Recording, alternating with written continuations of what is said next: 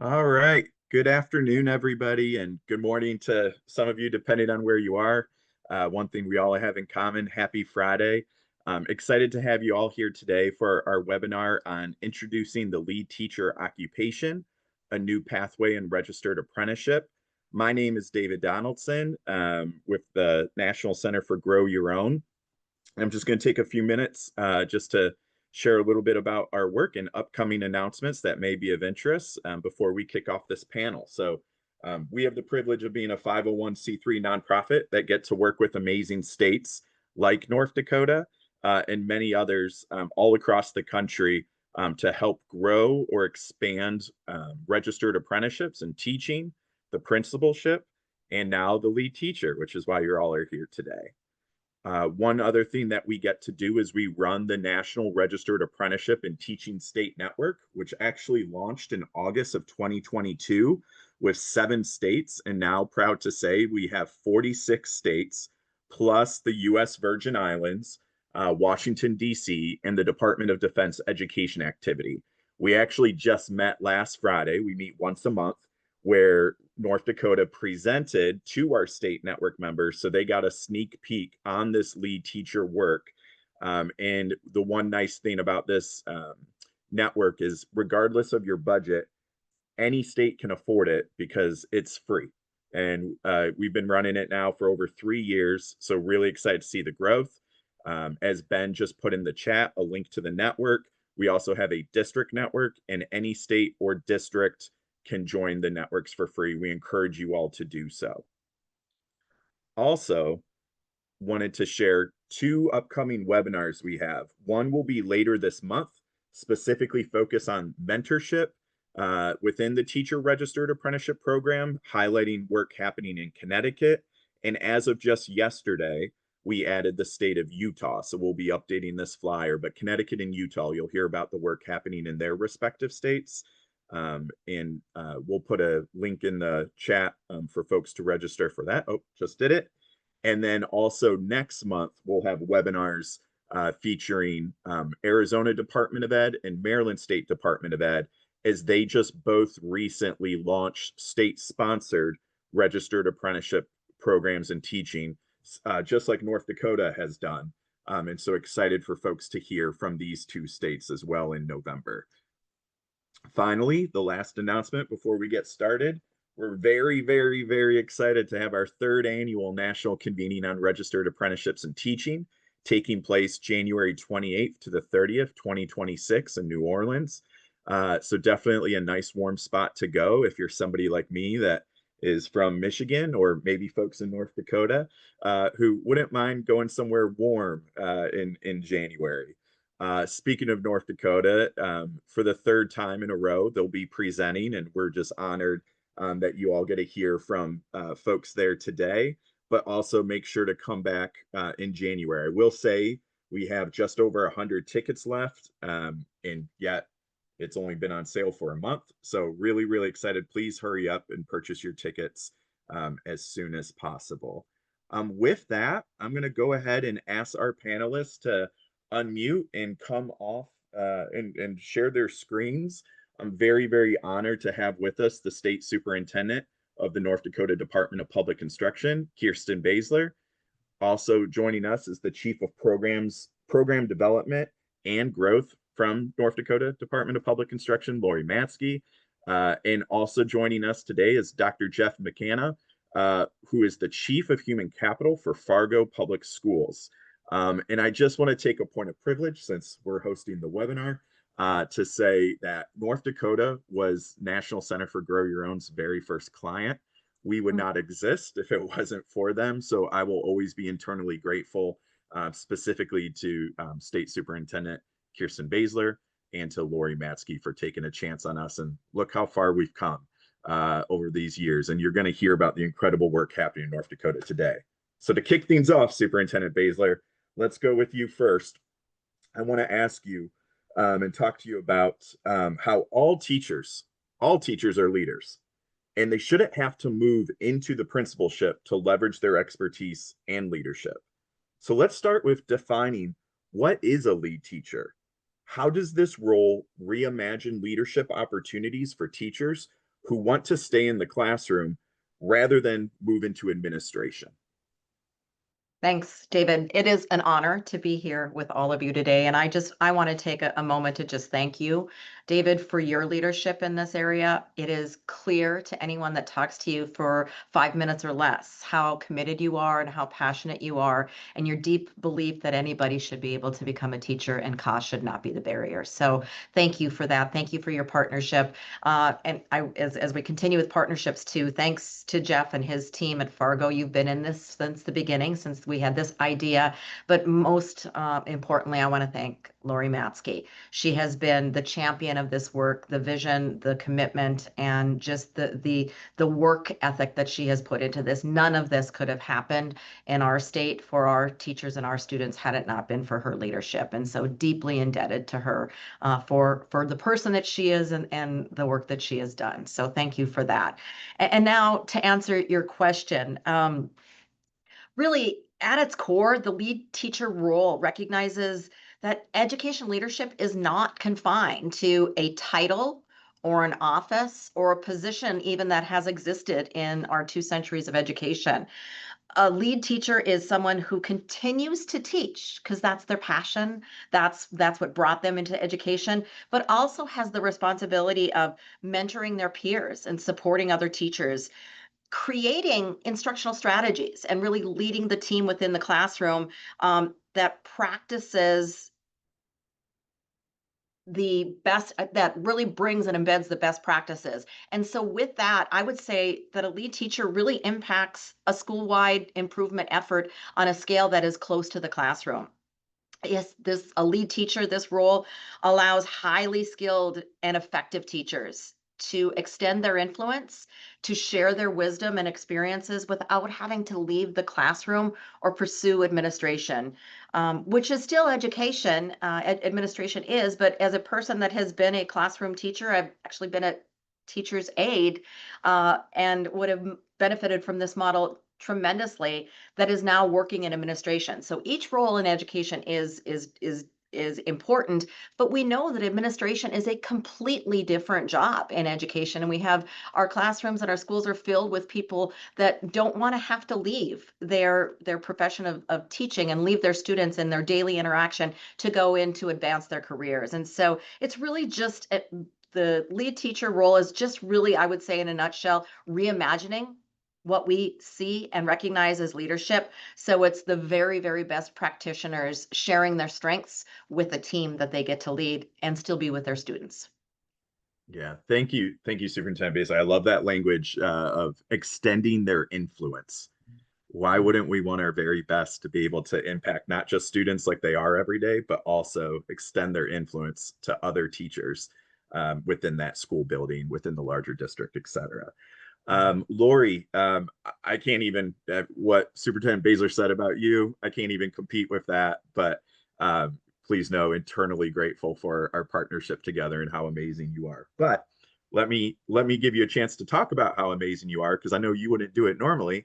So we'll frame it with, now North Dakota has been on the forefront of registered apprenticeship models for both teachers and principals. Shout out to North Dakota, first state in the entire nation to have the principal registered apprenticeship in summer of 2023, now the first state to have the lead teacher.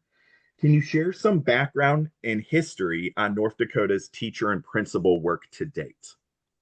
Yes, thank you, David. Good afternoon, everyone.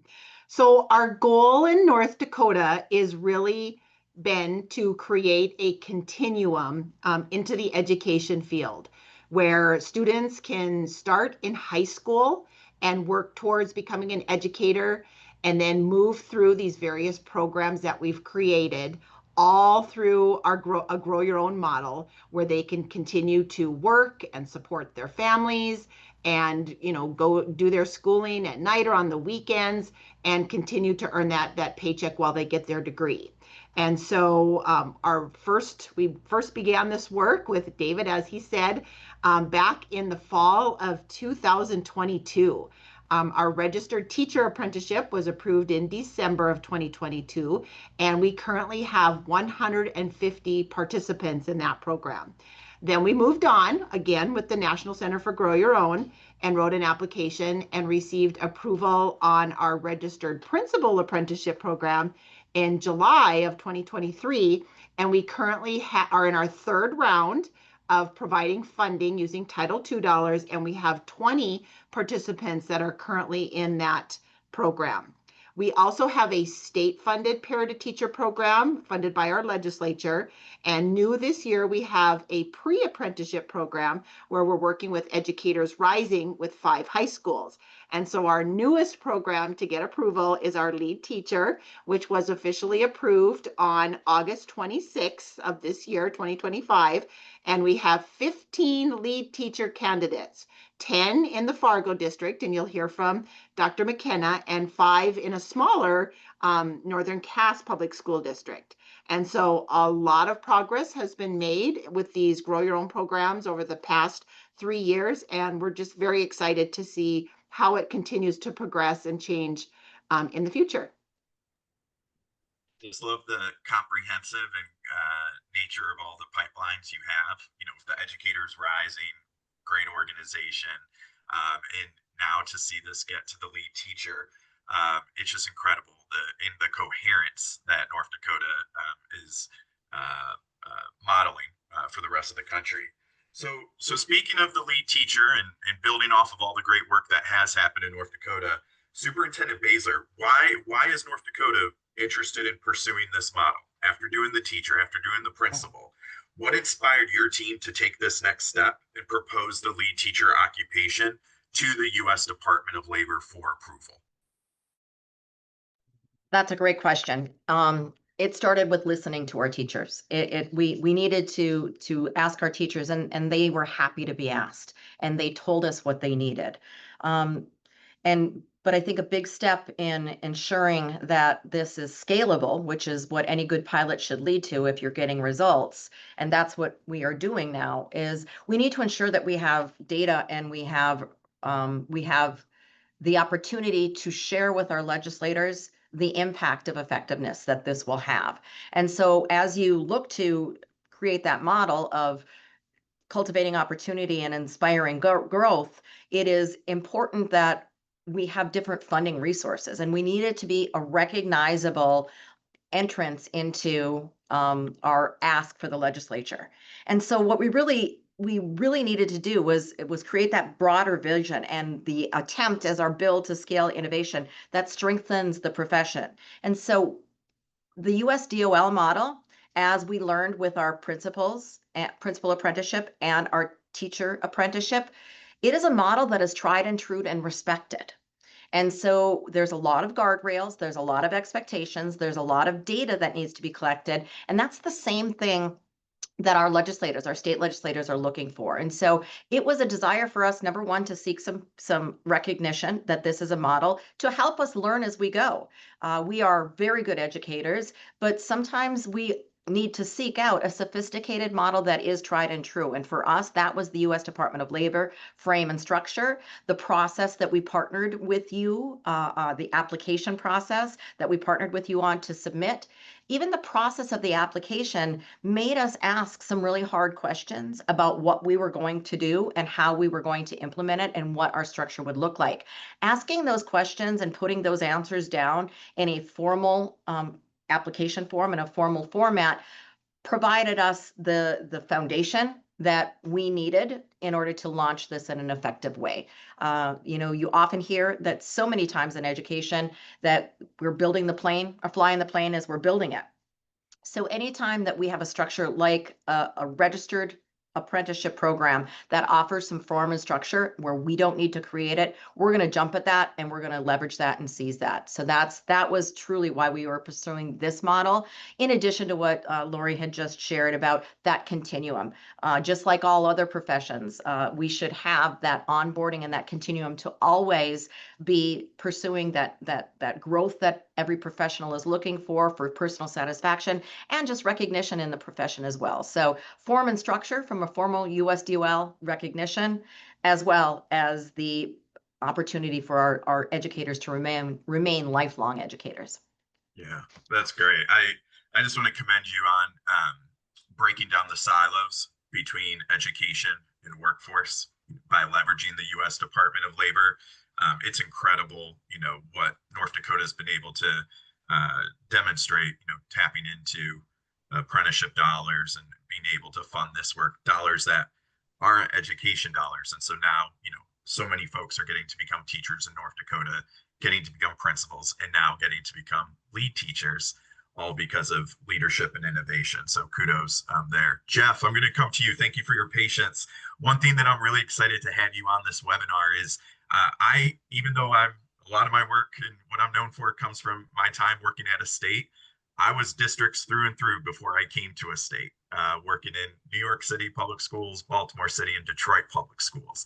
And so having that district perspective, where I always say states don't technically have teacher shortages, districts have the teacher shortages. It's always interesting to see. So you're living it day to day in this work. And so just so excited to hear from you about your partnership with the state. So speaking of which, of this partnership, when the state came to you about this pilot, why did you agree to participate, and what excites you about this work? Yeah, thank you, David, and appreciate you too, Ben. I'd be remiss if I didn't start off by thanking Superintendent Baesler and Laurie for the opportunities to be involved in all of these pathways. Every single thing that was mentioned, we are very fortunate to be part of. And also would like to shout out our superintendent, Dr. Corey Steiner, and my colleague, Jen Fremstead, who have really supported us in this work. So when this was an opportunity for us, just like every school district across the United States, there are teacher shortages, right? And we struggle with recruitment and retention. And what we wanted to do is put in systems that realized we is better than me, right? This collaborative opportunity where we can keep our best teachers in the classroom and not lose them to, great opportunities like administration, but all opportunities should not end with leaving the classroom.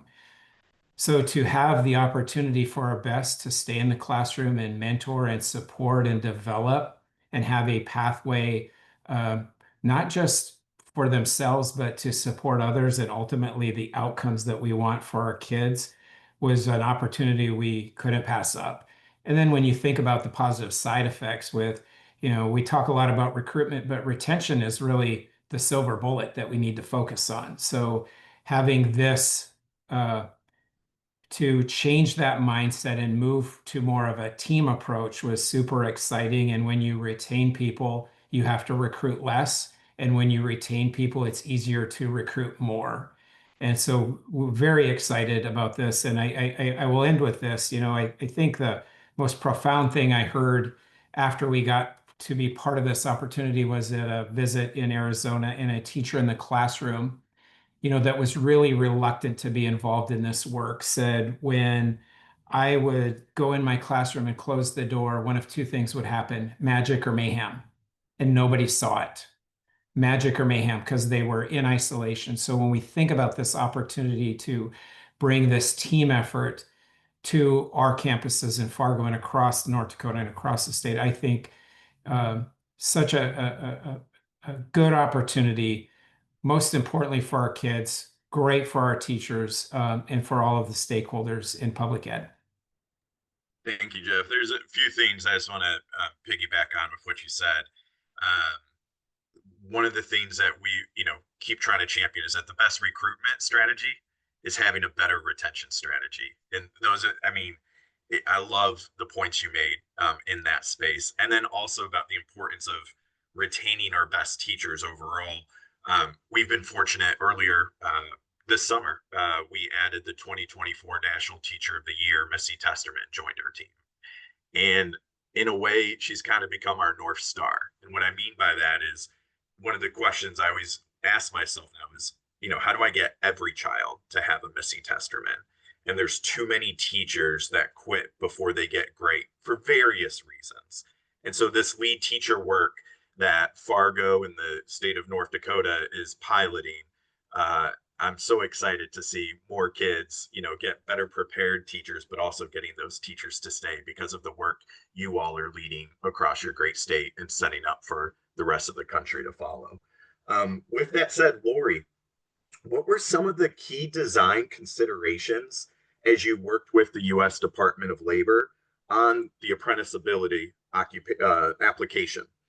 Particularly interested to hear you share your thoughts around the competencies, the on-the-job competencies that are included in any registered apprenticeship, as well as the related instruction work with Arizona State Next Educator Workforce Initiative.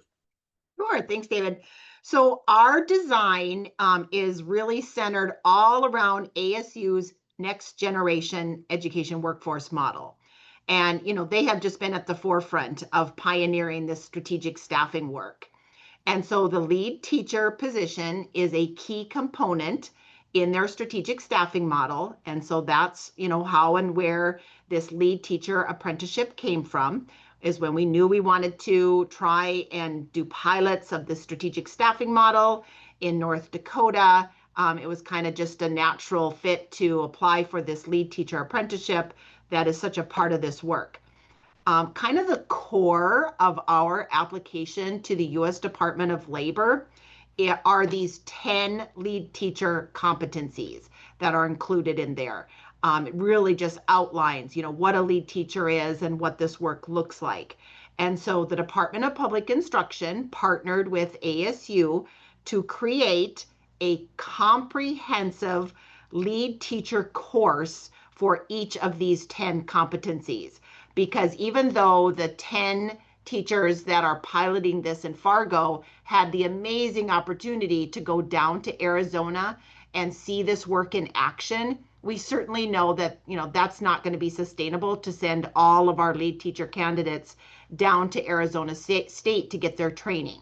So again, we worked with ASU to create these online training modules for the 10 competencies. The teachers can go through them at their own pace and really get trained in what it's like to be a lead teacher. As the apprentices complete each lead teacher course, they will earn a micro credential. And then once they have completed all 10 courses and obtained all 10 micro credentials, then they will apply to the Department of Public Instruction for a lead teacher certificate. And that will kind of allow the department to keep track of how many lead teachers we have across the state. And then we're also working to let the teachers obtain credit as they go through and complete these courses. So that's kind of how our design is implemented, and just all focused upon these 10 lead teacher competencies. Great. Thank you, Laurie. I just want to remind those that are attending, feel free to submit any questions that you have, and our goal will be to get to those at the end of this. Jeff, back to you. Can you walk us through what a day in the life, which, sorry, there's just irony when I say that, because whether it's magic or mayhem, but can you walk it? Sorry, I'm going back to my own teaching days and just thinking there was no such thing as a day in the life of a lead teacher apprentice would look like. Sorry, and I'm also laughing because I realize I wrote the question, but it's the spirit of what I'm trying to ask. Yeah. So let me rephrase it, or let me restate it. Can you walk us through what as close to a typical day would look like of a lead teacher apprentice? And then how do they balance their own teaching responsibilities with like team leadership and the duties of the lead teacher? Sorry, Jeff. I hope you can make magic out of my medium of a question. Yeah, I got you, David. Yeah. So here's the amazing thing, I think, that I really fell in love with this work the most, is that this is not a cookie cutter blueprint that everybody does the same thing the same way on the same day. And so the uniqueness of how campuses, like the campuses that were supporting this in Fargo, will all be different, even within the same school district, right? Even if they have similar demographics, they're really going to base, how this model best supports the outcomes that they want, right? With student outcomes, teacher well-being. So when you think about it, though, I think generally when you think what would a typical day look like, I'm assuming that they would have their morning huddles where they talk about their goal setting. and get their team together, just like you would, as a coach with any sports team, right? You talk about, here's what we've been working on, here's what today looks like. I think as the day goes on, you'd have some discussion on the small group rotations where they're supporting and doing interventions. I think you'd probably see a typical lead teacher at some point in the middle part of that day teach a block of instruction that could be supported by, the pairs, the student teachers or the other teachers in a co-teach model. I think that their lens on leading the data mini cycles to, review like where are we at, data should be driving the work that we're doing. And the data doesn't have to be memorialized on paper. It's the informal data they're collecting by listening to their students and discussing things with their team members. And then, of course, I think that they're the experts at, monitoring and adjusting. How do we adjust the materials? How do we adjust the support? How do we adjust the resources? They're the lead chef in the room that's tweaking the ingredients so that everything that those kids are consuming is not only just edible, but it tastes so good that they continue to want to eat it and be satiated with what they're getting to a mastery level. I think you'll see coaching, side-by-side coaching, coaching by modeling, coaching by supporting and intervening, giving feedback a variety of different ways, not just to kiddos, but to the other adults in that room. And then I think like any good coach, this lead teacher will be reflective at the end of the day, celebrate the wins. I mean, it's so important. We live in a world where we're so consumed with what's next that we forget, what good we accomplished. So I feel like when you think of a good quality leader and a lead teacher, they are probably going to get their team together and really celebrate what went super well so that people leave there that day thinking, man, I really did make a difference with the kiddos I serve. What communications do we need to send out to our parents, knowing that I can inform, 10 parents in the same amount of time I could explain to one. So they're probably throughout the day thinking like, who are the parents that we need to inform? And then I think they set the stage for the next day. Like today was awesome, but what can we do, maybe differently tomorrow that will allow tomorrow to be, a even more effective day. And then I think the balance is that they are part of a team, right? I think the days that we live in the world of isolation and designing every aspect of the curriculum and maneuvering how the room is structured and how we get the resources, I think the lead teacher is going to benefit as much, if not more, from this team support because, when we envision this and we talk about this, it's a collective opportunity to build capacity for everybody, right? I mean, imagine our student teachers and our paras that are in our pipeline having this opportunity to gain, the capacity that they're seeing and be doers and creative and not have to be told what to do, but understand by the modeling that takes place what they could be doing. On that last point, I hear folks say that sometimes some teachers are the ones that maybe aren't encouraging their students to go into the field of teaching or encouraging their own children to go into the field of teaching. And something I'm hearing you say, Jeff, is that this actually could potentially model a way that makes the profession not just sustainable, which even if it was just that in and of itself is massive, but also enjoyable, reflecting on the wins from the current day. Go ahead, Jeff. I feel like Yeah, I mean, yeah, I think that, people watch what you do more than listen to what you say. And imagine a group of kids that sees a team working with them, celebrating each other, huddling up, recognizing, our uniquenesses, leveraging those, celebrating those.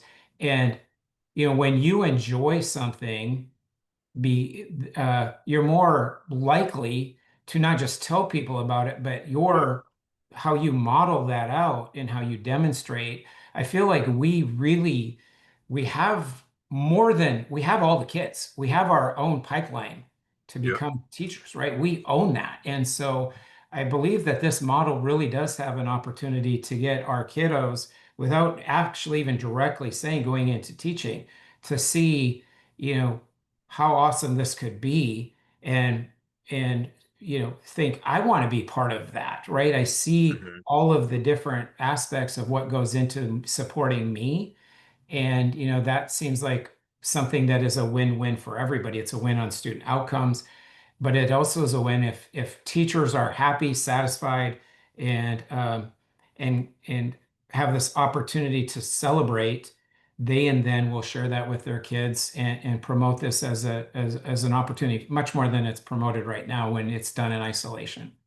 Yeah, and this speaks to the genius and the forethought of Superintendent Baesler and Chief Matzke, because so you're making the profession sustainable, you're making it Mhm. enjoyable with the lead teacher, but here's the catch: there's actually clear, articulated pathways now for the students, for the paras in North Dakota to then enter the profession. It's one thing to get people excited about becoming a teacher. It's a whole nother thing to remove the financial barriers and have these clear articulated pathways. Because to your point, Jeff, the talent's there. The opportunity hasn't been historically, but in North Yep. Dakota, the opportunity is there. And that's exciting Yeah, to me. exactly. Yeah. Sorry, this is me like this reminds me of being in church. This is like the joy of the Lord type stuff. Like I get really excited about this because it's just for those who don't know my story really quick. My mom was my school cafeteria worker. She wasn't able to go to college. She taught Sunday school and vacation Bible school for over 2 decades, and I'm also the son of a West Point alum. And so, if we believe teaching in the military, both forms of public service, where is the equivalent of a GI Bill for those who want to become a teacher like my mom? And to be clear, my mom was the school cafeteria worker at my school. And so in North Dakota, there is this equivalent of a GI Bill through their para to teacher pathways, through their registered apprenticeship and teaching program. That's awesome. That's exciting to me to see that. So Superintendent Baesler, one thing that really makes this work go well, whether it's for the teacher, whether it's for the lead teacher, et cetera, is the importance of that mentor, or in labor speak they use the term a journey worker. So what in your mind makes a great mentor or journey worker for the lead teacher apprenticeship, and how do they support the apprentices through the program? David, thanks so much for that question, and great comments and exchange between you and Jeff before. So much to unpack there and learn from. Very well articulated. But this question, when you provided it to me in advance, this is a very good question, and I truly had to think deeply about that. And as I thought, okay, what makes that great mentor, journey worker in technical professions? And what I landed on is it's not just experience, but it's really the ability to be reflective and a willingness to invest in others. And I think that's what are two of the most important qualities, because they're going to be asked to give real-time feedback while modeling best practices. They're going to need to help those apprentices navigate and balance between teaching that they've known before and leadership that they're not going to have a lot of experience in. And so I think good mentors, good journey workers normalize the everyday challenges that go along with leadership, managing conflict, building trust among team members, fostering collaboration among peers who might bring different assets and strengths to the table. Those are things that a great mentor or a great journey worker provides our apprenticeships. And I think in North Dakota, what we've already learned, and I know Jeff and Laurie are going to talk about some things about lessons learned. We are actually seeing it as a two-way relationship, because when you have a great mentor apprentice relationship, that mentor is learning and growing and refining their leadership skills and their collaboration skills as they're helping the apprentice strengthen. And at the end of the day, it strengthens our school system. You mentioned, teachers just aren't happy in some cases, and there's not some of that joy that we want them to to experience in their initial years, but retain through their entire career. And I thought about that. Laurie mentioned that ours is modeled in partnership with the ASU strategic staffing. I know that there's the opportunity culture out there that ASU, Brian and Carol work together from ASU and opportunity culture. We're talking about the same thing.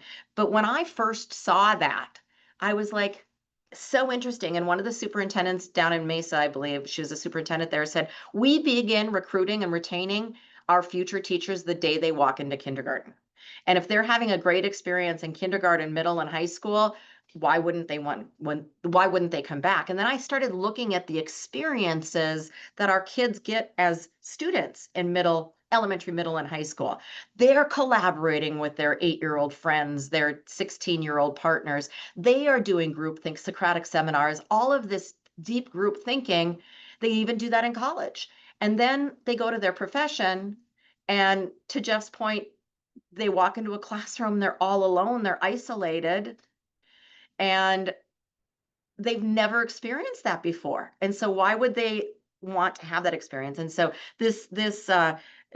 but it takes a great mentor to break down those silos and those deeply entrenched idea of what a classroom is or a classroom teacher is, and really to think outside the box. And so in the workforce, our governor has a workforce cabinet committee, and we talk a lot about warm handoffs, and that unless you're going to be very clear and structured in that articulation of what you just pointed out, David, that this has from beginning, from a teacher, from a educator rising to a teacher's assistant or instructional assistant to a teacher, to a lead teacher, to a principal, wherever you have, if you don't have those warm handoffs and that very clear structured articulation, we're expecting that people navigate that complex ecosystem alone, and that's unfair. And this is what our system is attempting to do. So that's clear, and we're having warm handoffs from one level to the next. No, that is the warm handoff is such a better approach than the cold reality of having to pay tuition to a university to then work for free as a student teacher. So I will take the warm handoff any day of the week.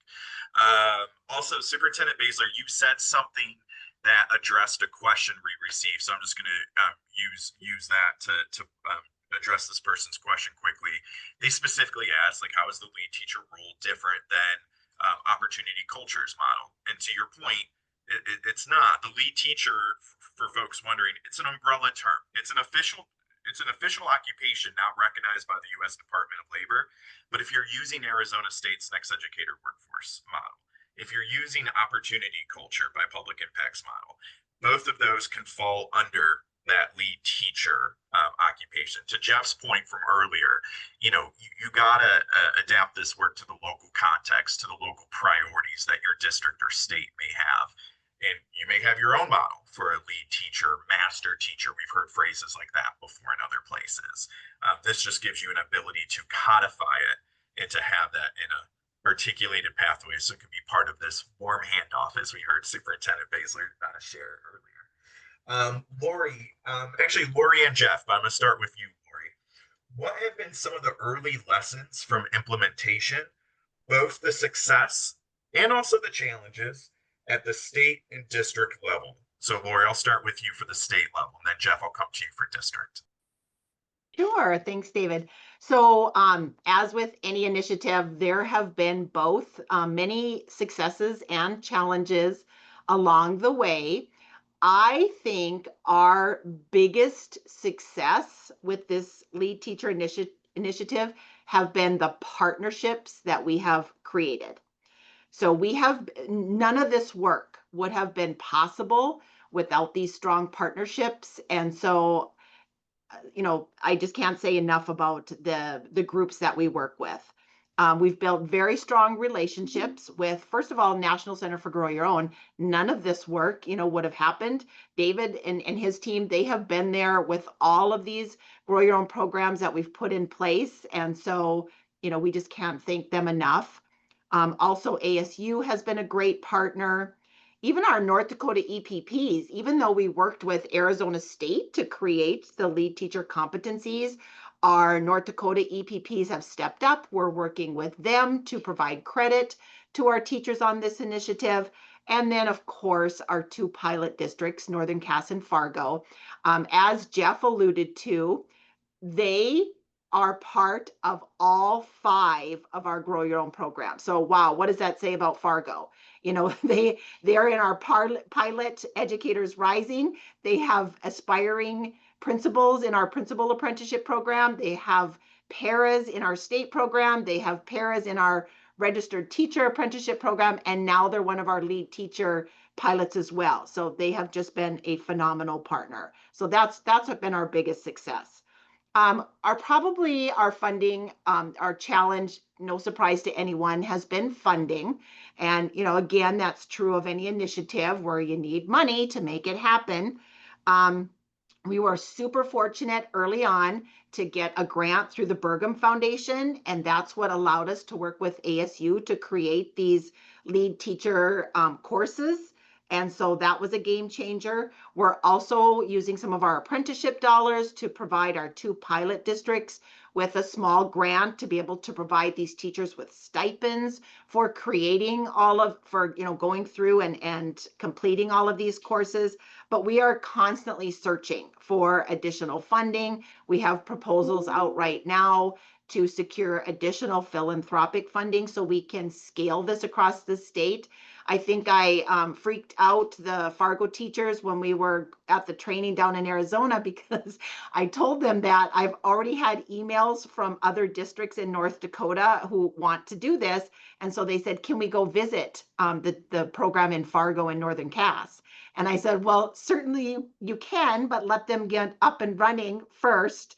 And so, again, just trying to find more dollars so that we can scale this out across the state. Great, thank you, Laurie. Jeff, over to you, and I'll just restate the question just one more time. What have been some early lessons from implementation, both the successes and the challenges at the district level? Yeah, David, if it's okay, I'd like to start with the challenges and then end just with the accolades and the celebrations. I think that just like anything, change is hard, right? When you switch something that you may have been doing for a number of years to, move from one system to another, it's a little difficult. I will tell you though that, another part of managing that is once people are open to change, then another challenge is figuring out how to move at the speed of quality, right? Because as much as we want to do this, we want to do it with intentionality, right? And we want to map it out so that we can scale it successfully. And so the challenge initially was change, and then now it's kind of holding back just a little bit to say, let's really be intentional and strategic, make sure that there's transparency and buy-in, so that we can ultimately be successful. And that move at the speed of quality is super important, because if we're going to do something, we want to do it right. And then it's anticipating and living in this proactive world and trying to figure out like what could be some of our challenges, because we don't know what we don't know, right? So that's a little bit of a challenge, is trying to map this out and really, if we have to be reactive, do it really well, but try to proactively anticipate like what are some challenges that we could face. The successes though, I mean, just think about the challenges I just mentioned, right? People excited and enthusiastic about change. People wanting to go super like, let's do this tomorrow. Let's start this, by January, can we switch our schedules? It's exciting seeing staff that, Dr. Fremstead and I went to the campuses and gave a care package to each one of our team members before they flew that day. And we just said, go there. We haven't talked about anything we expect you to see. Just go there with an open mind, be receptive, be critical, and then come back and we'll start doing some discussion. We said the same thing with our principals. And it's so exciting to have emails at the most awkward times about like, here's what I'm seeing, like, can we do this? And some of those may even come from Laurie, right? In such a good way, like, how do we do this and that? So that's it. That's really exciting. I think what's also exciting is that when you think about this, everybody's learning from everybody, right? Our lead teachers are not quasi-administrators. They're there coaching, supporting, modeling, but they're also there as the lead learner, right? They're learning from what our, resident teacher, student teachers, or whatever, whatever your state calls them, clinical teachers, they're learning from them what, theory, how to take that theory. So you have this team of learners that I feel like is going to be totally revitalized by this new work. And then ultimately, at the end of the day, what I feel like is going to be the biggest success is you're going to have the strongest instructors leading the design of high quality tier 1 instruction in the areas that they're best at, and making sure that the focus is on understanding the kids that get it, kind of get it, and don't get it, planning very intentionally, and then working relentlessly in a variety of different ways to meet learners where they are, clearly understanding where they need to be. So that's what is. I want to end on that because it makes me and our leadership team, our superintendent, our cabinet, Dr. Francis and I are super excited about, like, at the end of the day, what more could you want as a school district leader than successful kiddos and teachers satisfied in the work? And just like everybody, we're not there yet, but we're seeing that there is that light, and that's the North Star that, we're focused on moving towards. Love it. Love it. Thank you, Jeff. Superintendent Baesler, you heard Jeff say moving at the speed of quality. Yeah. How are you envisioning scaling this model across the great state of North Dakota? I love that phrase. I actually wrote it down, moving at the speed of quality. I often have said for about a decade now that that progress travels at the speed of trust, as we've all heard, and trust is rooted in relationships all day, every day. And so our goal, scaling, is the most important thing to me. As a state superintendent, that's what you have to expect. You can't have pockets of success or, corners of quality. As a state superintendent, a state leader, your job is to ensure that every child in every school district, large or small, north, south, east, or west, has access to the highest quality learning environment in our state or in this nation. And so that's our goal. And we have 3 core value pillars in our state Department of Education. And it's number 1, build relationships, cultivate opportunity, and scale that growth. And that is, they need to go in that order. You need to build a relationship, you need to build partnerships, and then you cultivate an opportunity. And so how does that translate to this? It's what has guided almost everything we've been doing for now for 13 years. And so when we started this program, what did we do? We found some of our strongest partners, our early adopters that were courageous and bold and wanted to improve every day. And we created the pilots that is now giving us data, real data and real stories to share. And then from there, we need to ensure that there's awareness. I love that Laurie said people are already reaching out, hearing about this. We build awareness from our other districts, and we're cultivating the opportunity for them to be curious about this, meet them where they're at, provide that technical assistance and that support, and connect schools to each other to learn from each other. And then finally, because scaling is not just about numbers, it's about sustainability and making a lasting impact. My legislators hate it when I come up and say, well, we have 150 schools doing this, and they wait, so what? So what? You have 150 schools doing this. Tell us about the impact it's having on our children, which is the reason that you exist. So always looking for that so what. But getting to that so what really means aligning a lot of things. Our funding streams, securing federal funding, having some philanthropic funding has really helped support this. We will eventually be going to our legislators with those real stories and that data of evidence, and really embedding this model into our workforce strategy as an overall workforce strategy, and making sure that all of our state policies are aligned to support the work that we're trying to do. I am so committed to this this idea of lead teacher, and more specifically to the idea of strategic staffing, whether it's opportunity culture or the next generation workforce, because I'm convinced that if we don't do this differently in all corners, that another group of leaders will be sitting here in 5 to 10 years talking about our working conditions and the recruitment and retention challenges that the education field is facing. Loved what Jeff just said, and I wrote that down too.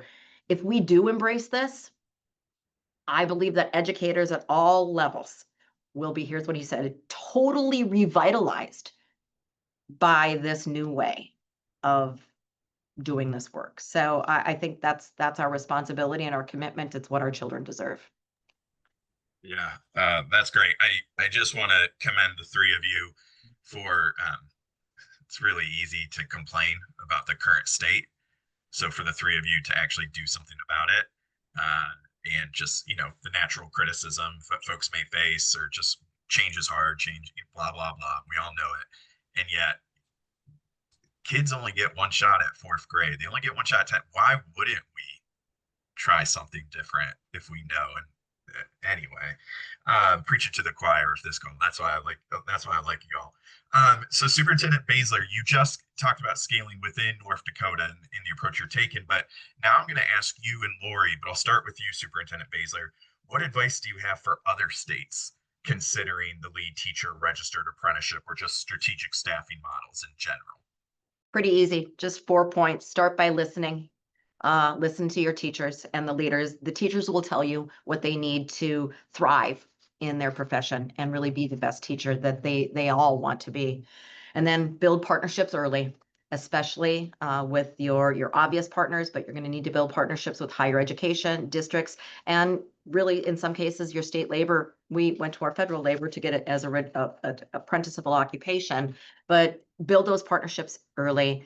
And I know a lot of questions have been asked about the competencies, and I'm really glad to see that in the Q&A, because that's my third one. Don't underestimate the importance of clearly defining those competencies and the outcomes that you're going to build your evidence around. It ensures to make sure that it includes rigorous credibility. And then finally, it's the advice that I give on every issue. Keep your focus on your students all day, every day. Every innovation must be judged. Everything that we do and ask our teachers to do has to be judged by whether it improves the outcomes for our students. I have a sign hanging in the back of my office. It's a Maasai shield. You probably can't see it, but it asks the question, how are the children? And every decision we make has to be rooted in that. It's right in front of a meeting table that a lot of important decisions are made, round and root everything and answering that question. Not about how does this impact adults? That's an input and an output, but your outcome has to be rooted in how are our children doing? So. Mm-hmm. That's great. Thank you, Superintendent. Laurie, anything you would like to add, and maybe building off of Superintendent's recognition of the question, maybe where folks can access the North Dakota, the competencies y'all came up with for the lead teacher. But Laurie, I'll turn it to you. So I know how overwhelming it is to think about starting any new initiative. That's a big part of my job, is searching out new opportunities.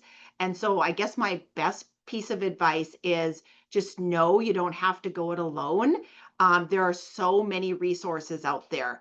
And there are it's been mentioned several times in this webinar, there are many, there's not just one, there are many initiatives in place on the strategic staffing model. So, ASU has an incredible website with videos and resources, and you can go visit them. The opportunity culture with public impact has so many resources available. I was just at a meeting where there's actually a third initiative now across the nation that is focused on this strategic staffing models. So there are many resources out there. DPI is working in collaboration with National Center for Grow Your Own and ASU to create a lead teacher playbook similar to the one we created for the principals. And so just know that, eventually there is going to be a playbook out there which can really serve as a blueprint on how other states and districts can implement this in their area with, advice and step-by-step guidance and resources. So that is something that we're working on. But we do have a lead teacher website, which provides information on the competencies, and it has some one-pagers and sample job descriptions. So again, there are resources out there if this is something that you are interested in pursuing. Thank you, Laurie. And yeah, just shout out to Arizona State and Public Impact and the great folks there. I specifically working with you all, North Dakota and Arizona State on this with Brent and Lennon. Just great people, great folks out there. Final question, gonna ask, and we'll see. And Jeff, I'll start with you. Finally, if you could leave the audience with one takeaway about why this work matters, what would it be? Yeah, I think the biggest takeaway is why it matters is because I think what has been in place isn't working anymore. I think we see that with student outcomes across the nation. I think we see that with teacher retention, teacher well-being. I think this matters because at some point we have to do the hard work, be reflective of what's not working, and put something in place that really allows us to have this team approach to teaching. Because in isolation, maybe that worked back in the day when a teacher really was responsible for a content area. And now a teacher's mom, dad, coach, counselor, cheerleader. And you cannot do all of those roles in a silo by yourself. And so the days of teachers being in isolation, I really truly feel need to be over. And I feel like in closing that having we is always greater than me. And this is our opportunity to dig in, overcome the obstacles and the challenges that for sure will present themselves, but really stick to it and map out your plan and move forward relentlessly. Thank you, Jeff. Laurie? So keeping our great teachers, to me, is the why. And so all across the nation, every state is focused on teacher recruitment and retention. There's not a state out there that doesn't have this issue. And so we have multiple programs in place for teacher recruitment. We have the Peer-to Teacher programs. We have the Educators Rising.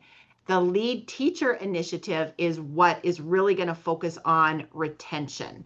If you look at ASU's research, it's pretty impressive that they show a dramatic decline in teacher absenteeism. Teachers are much, much happier. They have a strong teacher retention. So we are really confident that implementing this Lead Teacher program across the state is going to retain our amazing, great teachers. Thank you, Laurie. And Superintendent Baesler, final thoughts? I would say the lead teacher apprenticeship matters because they keep great teachers in the classroom while extending their influence and their impact.